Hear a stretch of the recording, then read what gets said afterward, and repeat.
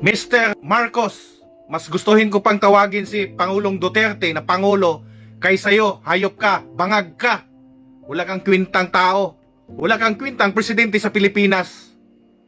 Ngayon, malinaw na sa amin na ang pagdakip o pag-arrest ni Pangulong Duterte sa Pilipinas ay isang political harassment. Hindi ito tungkol sa ICC, hayop ka.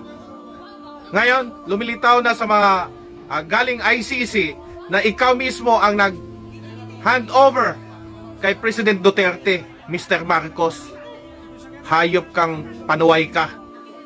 Dahil ang akala mo na pag mawala si Pangulong Duterte sa Pilipinas ay mananalo kayo sa eleksyon.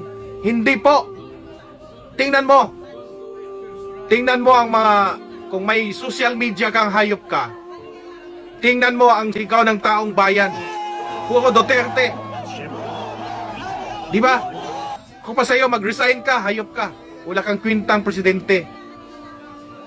Kami, ako, isa sa mga milyon-milyon na bumoto kay President Duterte at VP Sara Duterte. Kami po ay nasa likod niya, kaming mga taong bayan.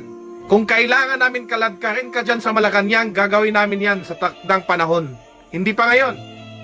Kami po ay nagtitimpi lang. Magtitimpi lang muna kami. Pero alam ko darating yan. Grabe itong ginawa mo, hayop ka. Tingnan mo ang ginawa mo.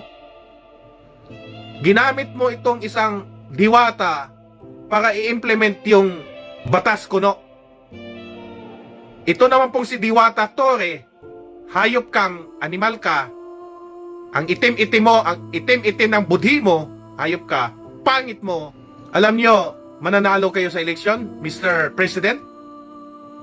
Mr. Marcos? Hindi.